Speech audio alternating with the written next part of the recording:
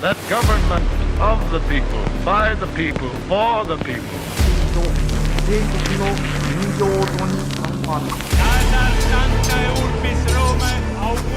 Да здравствует мир между народами. Урд минь Монголын удам хад, хойно минь Монголын хүчрхэг их мордчлог байваа.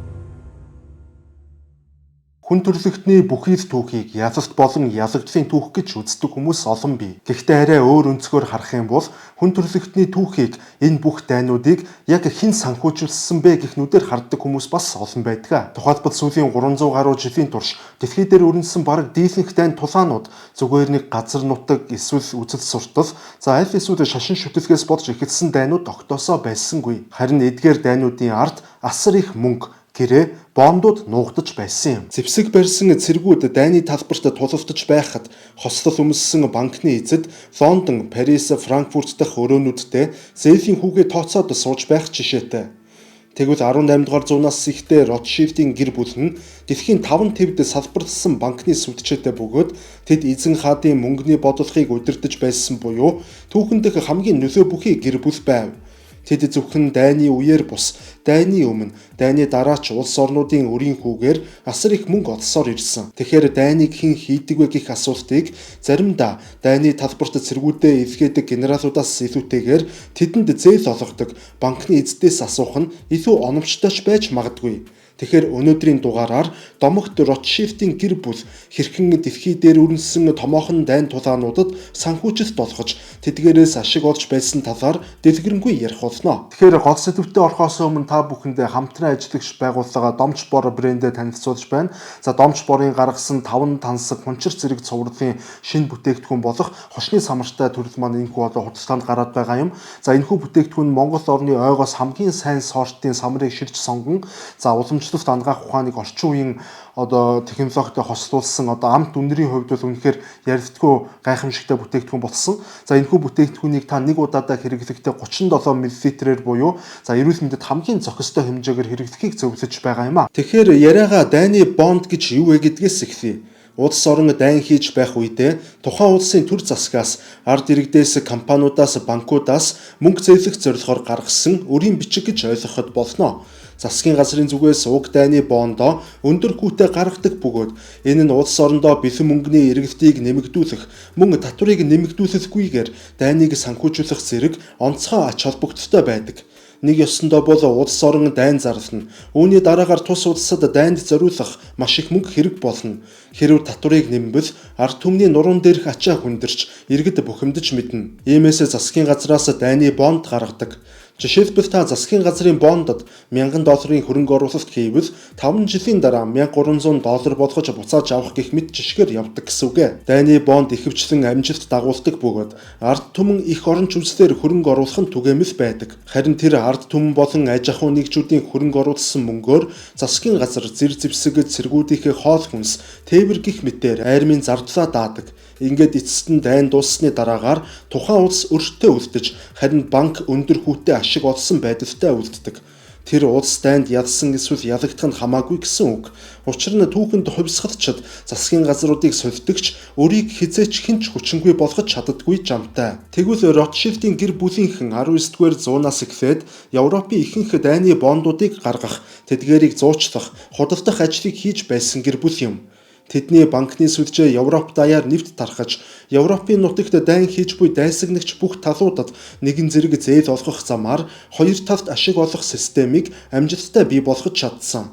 Жишээлбэл Франц болон Англи хоёр дайтаж байхад Парис дахь Ротшильдийн салбар Францын засгийн газар зээл олгож, Лондон дахь Ротшильдийн салбар харин Англид зээл олгож байх жишээтэй.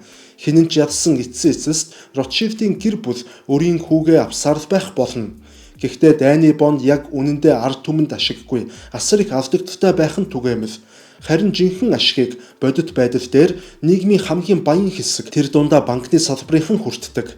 Мөн дайны бонд гаргасан улс ялагдсанаар дайны дараа тус улс асар их өрн дунаж олон жилийн турш хүү төлөхөөс өөр аргагүй болдог. Одоо харин хамгийн алдартай жишээ болох Наполеоны дайны жишээгээр яриагаан үргэлжлүүлье. 1803-аас 1815 онд Наполеон Бонапартын удирдсан Франц улс Европ даяар дайн дэгдэв. Британи, Прус, Австри, Орос, Испани зэрэг улсууд нэгдсэн эвсэл байгуулж Францтай тулалдаж эхэлсэн. Энэ дайны улмаас улс орнуудын цэргийн зардал тэнгэрт хадаж төр засгууд мөнгөгүй болж эхэлсэн бөгөөд яг энэ хямралын их үед Ротшильдийнхэн гарч ирсэн байдаг. Германы Франкфурт хотод амьдардаг еврей санхүүч Майер Амшел Ротшильд 5 хүүгээ Европын 5 чухал хотод илгээж банкны сүлжээ үүсгэсэн байдаг. Нейтан Ротшильд Лондонд, Джеймс Ротшильд Парист, Соломон Ротшильд Венад, Карл Ротшильд Неаполд, харин Ашмел Ротшильд Франкфуртод үлдсэн. Эцэг Ротшильдийн байгуулсан энэхүү сүлжээ богино хугацаанд мэдээлэл дамжуулах, мөнгөн шилжүүлэх, түргэн хийх, хэв дамнсан өрийн менежмент зэргээр санхүүгийн шинэлэг талуудыг авчирсан юм. Улмаар Наполеоны дайн эхэлсний дараагаар Лондонд сууж байсан Нейтан Ротшильд Британий засгийн газарт их хэмжээний зээл бонд олгож эхэлсэн байдаг. Нейтан Ротшильд нь Lloyds банк болон East India компанитай холбоо тогтоож Британий цэргийн хувцас тэдний зэвсэг нийлүүлэлт армийн тээвэр гэх мэтээр дайны бараг бүх зардлыг ард иргэдийн бондоор дамжуулан санхүүжүүлж эхэлсэн. Мөн түүний бусдаас ялгарах гол хүч нь тэрээр дайны талбараас ялалт эсвэл ялагдсан мэдээ нөхцөл байдлын мэдээг бусдаас 24-өөс 48 цагаар төрүүлж олж авдаг байсанд оршино.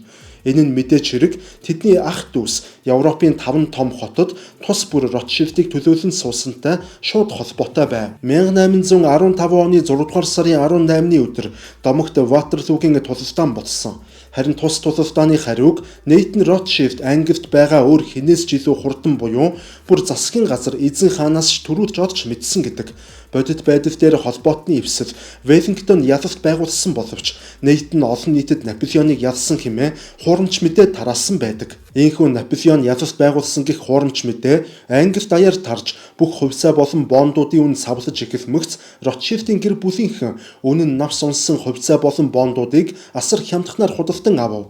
Гэтэл ганц өдрийн дараа жинхэнэ ялалтын мэдээ буюу Наполеон ялагдсан гэх мэдээ цацагдсанаар Ротшильдийн гэр бүлийнхний худалдаж авсан хувьцаа болон бондны үн эргээд суг өсөж Ротшильдийнхэн асар их ашиг олж Британий санхүүгийн зах зээлийг бүрэн атгаж эхэлсэн гэж үздэг. Мөн уг дайны дараагаар Британи болон Франц аль аль нь дайнаас болж өрөнд автсан бөгөөд тус хоёр улсын хоёулангийнхан дайны төрийн бондын зах зээлийг Ротшильдийнхэн хянаж байв.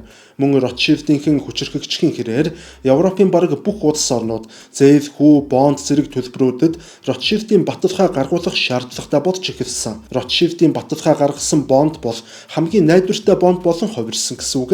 Тухайн цагаас хойш Ротшильдийн гэр бүлийг өрийн хаад Европын 6 дахь их хүч гэх мэтээр нэрлэх болсон юм. Тэгэхээр контентын дундуур та бүхэндээ хамтран ажиллагч байгууллага болох Австрийн хууль зүйн давч байгаа танилцуулж байна. За та бүхний зарим маань хэдийнэ одоо танил болсон байх. За тэгэхээр хэрвээ танд болон таны аж ахуй нэгжид ямар нэгэн байдлаар хууль эрх зүйн зөвлөмж туслалцаа хэрэг болвол Австрийн хууль зүйн давчинд хандаарай. 1853-аас 1856 оны хооронд Европт өөр нэгэн томоохон дайн дэгдсэн нь Кремийн хойгийн дайн байв. Тус дайнд нэг талаас Оросын эзэнт гүрэн, харин нөгөө талаас Британи, Франц, Испани эзэнт гүрэн, Сардины вант улсууд эвсэл байгуулан оролцсон юм. Тус дайн нь цэвэр их гүрнүүдийн геополитикийн сөргөлдөөний илрэл болсон дайн байсан ч цаагаараа бол санхүүгийн асар хүнд ачааллыг бүх талуудад авчирсан дайн байв. Тэгвэл уг дайнд мөн Лондон дах Нейтан Ротшильд өөрийн хүү нарынхан хамтаар Британий засгийн газар дайны бонд гаргах ажилд оролцсон байдаг. Тэд Victory Loan болон Exchequer Bonds зэрэг нэртэй өрийн бичгүүдийг гаргаж асар их хэмжээгээр арилжиж чадсан юм. Тус дайнд британчууд тухайн үед 40 сая фунт стерлинг босгосон бөгөөд түүний ихэнхийг нь Лондон дах Ротшильдийн гэр бүлийн банкны тусламжтайгаар босгосон байдаг. Мөн уг дайнд Парист байрлаж байсан Джейс Ротшильд ялгаагүй Францын засгийн газарт яг адилаар дайны бонд гаргаж арилжсан баримтууд бий. Тэрээр Rentes хэмээх нэртэй Францын өрийн бичгийг Европ даяар зарах ажлыг удирдсан байдаг. Мөн Османы эзэнт гүрэнд Парист байрлаж байсан Джейсийн салбар төр зээл бас олгосон байдаг. Харин Оросын эзэнт гүрний хувьд гэвэл Ротшильдийн зүгээс зээл олгосон гэх баталгаатай баримт байдаггүй ч дам холбоо бүхий хөрөнгө оруулагчдын сүлжээг ашиглан олгосон байх магадлал өндөртэй гэх таамаг бас байдаг. Тэгэхээр Ротшильдийн гэр бүл яагаад аль болох бүх талуудад бүх оролцогчдод зээл өгдөг вэ гэвэл ялагч тал бол баталгаатай өрөө төлнө. Ялагдсан тал харин өрөө төлөхдөө нийлээд удаашрч өр төлөх хугацааг хойшлуулах хүсэлт гаргадаг. Үүнээс нь тэд мөн илүү их ашиг олох боломжтой болдог. Мөн нэмээд ялагдсан талд нөхөн сэргээд сэргээн босгох гэх нэрийн дор дахин нэмж зээл олгоно. Ингэснээр улс орнууд бүр илүү гүн үрийн сүлжээнд нэрвэгддэг. Энэ ч утгаараа Кримийн дайны дараагаар юу болсон бэ гэвэл Франц болон Британи улсууд дайн дууснаас хойш 20 жилийн турш өндөр хүүтэй зээл төлөж өрөө бүрэн барагдуулж дууссан байдаг. Ротшильдийн гэр бүлийнхэн энэ үед Европын төрийн бондын зах зээлийн бараг 60-70% нь дамаар эсвэл шууд оролцох чадвартай болсон байдаг.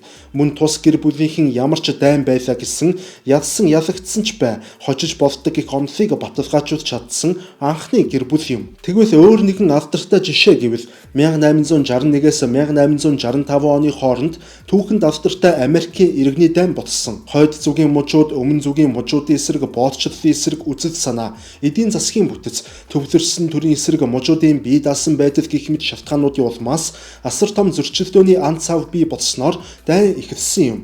Дайн гарах нь зайлшгүй байсан ч дайныг хийх мөнгө аль талуудад байсангүй. Иймээс банкуд тэр дундаа Ротшильдийн гэр бүлийнхэн Америк нэгдсэн улсын иргэний дайнд хуруугаанд дүрцгэлсэн юм. Гэхдээ Ротшильдийнхэн иргэний дайнд шууд өөрсдийн гарын үсгээр бус харин Нью-Йорк, Лондон дахь санхүүгийн брокеруудаар дамжуулан дам санхүүжилт үзүүлэх байдлаар оролцжээ. Улмаар хойд болон өмнөд мужууд хоёулаа буюу дайтагч 272 Ротшильдийн банкнаас зээл авсан болж тарж байгаа юм. 1861 онд Америк нэгдсэн улсын ерөнхийлөгч Абрахам Линкольны засгийн газар дайны зардлыг нөхөхийн тулд банкнуудаас зээл авах хүсэлт гаргасан байдаг. Үүнийх нь хариуд Ротшильдтэй холбоотой санхүүгийн корпорациуд жилийн 24-өөс 36% хүүтэй зээлийг тэдэнд санал болгов. Линкольн үүнийг шудраг бус хэмээн татгалзаж, оронд нь Green Bank гэх нэртэй мөнгөн дэвсгэрт хэвлүүлж, төрийн мэдлийн төв банк мэт ажиллах гэж оролдсон байдаг. Энэ нь дэлхийн түүхэнд төрийн мөнгөний эсрэг хувийн банкны системийн хамгийн анхны, хамгийн том сөргөлдөөн гэж тооцогддог. Чухам Линкольн болон Ротшильдийн гэр бүлийн зөрчилдөөний улмаас зарим нэг таамаглал бүхий онолууд гарч ирэхэд хүрчээ. Тухайлбал Линкольн иргэдийнхэн татварыг нэмэлгүйгээр дайн санхүүжүүлэх гэж оролдсон. Гэхдээ тэр санхүүжилтээ бас хувийн банкаас зээл авахгүй байдлаар хийх гэж хичээсэн нь Ротшильдийн гэр бүлийн санхүүгийн системд аюул учруулсан тул Линкольныг тэд хороохоор шийдсэн гэх таамаг байдаг. Улмаар Линкольн 1865 онд буюу яг дайн дуусхын өмнөхөн алагдав. Харин өмнөд мужуудын хувьд гэвэл тэдэнд зэвсэг болон хүнс худалдан авахд Европын санхүүгийн дэмжлэг хэрэгтэй байв. Иймээс Лондон дахь Эрлингер гэх банк өмнөдийн засгийн газарт зээл олгох болсон бөгөөд уг банк нь Ротшильдийн банкны дам харилцагч байсан гэх баталгаатай баримт хожим гарч ирсэн байдаг. Тэгэхээр хүн бүхний нүдэнд Америк нэгдсэн улсны иргэний дайн нь боодчлолын эсрэг тэмцлийн дайн байсан бол яг үнэндээ цаагаараа бол мөнгөний системийг хэн хянах вэ хэмээх түүхэн сорилт байсан болж таарч байгаа юм а. Тэгэхээр контентын дундуур та бүхэндээ манай сувгийн зүгээс эргэлэн гаргасан энэхүү XX түүх буюу хүн төрөлхтний фото түүх ном маань бол худалдаалагдсаар байгаа гэдгээ бол одоо зарлаж байна. За хэрвээ та түүх сонирхдаг бол ховор чамин ном цуглуулдаг бол за мөн манай сувгийг одоо дэмждгээ илэрхийлэхийг хүсдэг бол энэхүү номыг бол худалдаа аваарай гэж хүсье. За номыг хэрхэн захиалах талаар дэлгэрэнгүй мэдээлэл доор сэтгэгдэл хэсэгт бол байршиж байгаа. Европын 5 улсад тархан сүлжээгээ байгуулсан Ротшильдийн гэр бүл 20 дугаар зуун гэхэд тэд дэлхийн хамгийн том хэмжээний банкны сүлжээний гол тоглогчид хэдийнэ болоод байв. Тэдний гэр бүлийн ноёр хол Лондон, Парис, Вена, Франкфурт, Неаполь хотуудад 100 гаруй жил ямар ч өрсөлдөгчгүй шахуу ноёлов. Гэхдээ 19-р зууны сүүлчээр Америк нэгдсэн улсад JP Morgan, John Rockefeller зэрэг шинэ санхүүгийн эзэнт гүрнүүд мэндэлснээр тэдний дэлхийд эзлэх байр суурь айжмар суларч эхэлсэн байна. Гэтэл 1914 онд Европ төвд дэлхийн шинэ дайн дэгдэв. Энэ нь Ротшильдийн гэр бүлийнхэн ноёрхлоо дахин баталгаажуулах томоохон боломж болсон юм. Ротшильдийн Лондон болон Парис дахь салбарууд дэлхийн 1-р дайнд холбоотнууд болон Их Британд, Франц, Орос зэрэг улсуудыг дэмжиж зээл олгож эхэлсэн бол Франкфурт, Вена дахь Ротшильдийн салбарууд Герман болон Австри-Унгарын эзэнт гүрнүүдэд зээл олгож эхлэв. Нэг ясандаа бол дайтаж буй бүх талуудад тэд зэрэг зээл олгосноор айлч тал ялсан эсвэл ялагдсан ч бай бүх зүйлээс тэд хожид авах нөхцөлөө бүрдүүлэхээр байв. Гэхдээ дэлхийн 1-р дайн нь яг үнэндээ Ротшильдийн нөлөөг Европ даяар бодит байдал дээр бууруулахын эхлэл болсон гэж үздэг. Учир нь дайны дараа Европын эдийн засаг бүхэлдээ хямралд орж Герман гэхэд Версалийн гэрээ хийгдсэн тул Франкфурт дахь Ротшильдийн салбар бүрэн дампуурахад хүрсэн юм. Улмаар 1934 онд Адольф Хитлер төрийн эрх мэдэлд гарснаар еврей гаралтай Ротшильдийн гэр бүл ядаж Герман дахь Ротшильдийн салбарын ирээдүйч бүр бүрхэг болж эхлэв. Мөн 1938 онд Хитлер газар нутгаан тэлэх бодлогоо эхлүүлж Австрийг Германд нэгтгэсний дараагаар Австри дахь Ротшильдийн банк хураагдаж тэнд амьдарч байсан Ротшильдийн угсааныхан Австрийг орхин зугтцгаав. Тэд зөвхөн банкуудыг хураагаад зогсохгүй, тэдний гэр бүлийн орд харшууд, уран зургийн цуглуулга гээд бүх зүйлийг нь дээрэмдэн авсан байдаг. Үүний шалтгаан нь еврей гих цорын ганц шалтгаан байлаа. Улмаар 1940 оны зун Хитлер Францыг бүрэн эзэлснээр Франц дахь Ротшильдийн гэр бүл мөн л бүх эд хөрөнгө болон банкуудаа хураалгаж өөрсдөө Англи руу оргон зайлахад хүрчээ. Ротшильдийн гэр бүлийнхэн нацистийн SS-ийн гарт жинхэнэ утгаараа агнагдаж байв.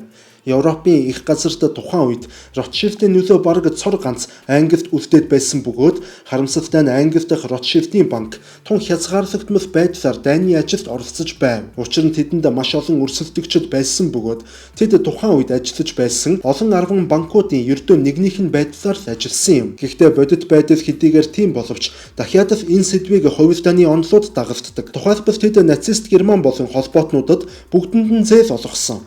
Гэхдээ өмнөхтэйгээ адил биш. Харин илүү давт хэлбэрээр хөрөнгө оруулалт маягаар мөн дундын зуучлагчдаар дамжуулсан гэх таамаг бий. Гэхдээ үнэндээ бол нацистууд тэдний хөрөнгийг хурааж байлаа.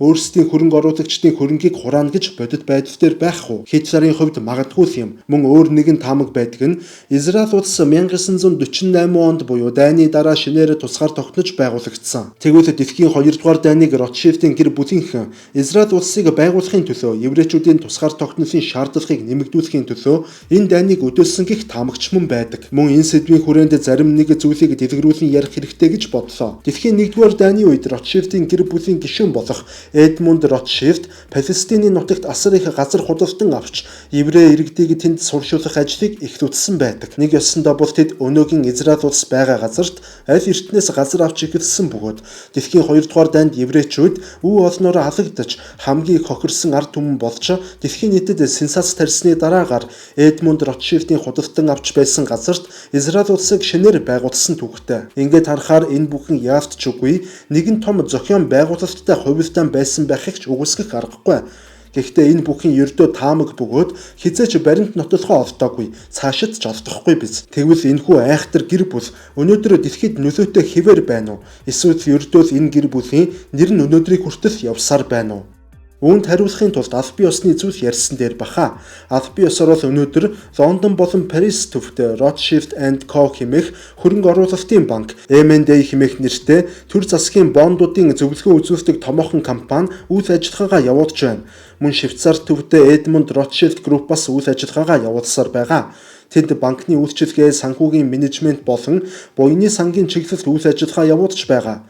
Гэхдээ тэдний мэдлийн банкуд нь өнөөдөр дэлхийн 50 гаруй оронд салбартай бөгөөд 200 гаруй тэрбум долларын хөрөнгийг тэд хянаж байна. Мөн тэдний үйл ажиллагаа өнөөдөр ил тод болсон бөгөөд урдын адил нууцлаг бус харин бүртгэлтэй компаниуд болон хувирч хуучин цагтаа харьцуулахад хаалттай элит гэр бүл гэхээсээ илүүтэйгээр элит төвшөнд санхүүгийн үйлчилгээ үзүүлдэг элитүүдэд үйлчилдэг гэр бүл болон хувирсан юм а. Гэхдээ үүнтэй холбоотой таамаг болон хувилдааны онолууд дахиад бий. Цаасан дээр бичигдснээс өөр тэдний нөлөө дэлхийд даяар маш их байгаа гэдэгт дэлхийн хүн амын бараг 70% нь итгэдэг. Тухайлбал эдийн засгийн форум яарс тэд байдаг. COVID-19-ийг тэд гаргасан. Төв банкуудын хүүг тэд зохицуулдаг. Израиль улсын төрийн бодлогыг тэд чиглүүлдэг гэх мэтээр хэдий тэгж ярьдаг боловч яг хүн бүхний нүдэнд өнөөдөр дэлхийн санхүүгийн зах зээлд JP Morgan, Vanguard, BlackRock зэрэг компаниуд монополдож байна. Ингээд харахаар өнөөдөр тэд хэний ч нүдэнд яг харагддаггүй, хэний ч анхаарлыг шууд татдаггүй боловч яг үүнтэй адилаар тэдний нэрийг өнөөдөр бас хинч мартаж чадахгүй хэвээр байгаа. Ротшильдийн гэр бүл гэхээр брэнд, итгэл зүйн, асар их хүч чадал хүн бүхэнд шууд сонссон даруйдаа мэдрэгддэг. Магадгүй тэд хүмүүсийн анхаарал өртгөө бодсон учраас хүмүүс тэднийг бүр ч илүү анхаарах хэрэгтэй гэж боддог байж болох юм.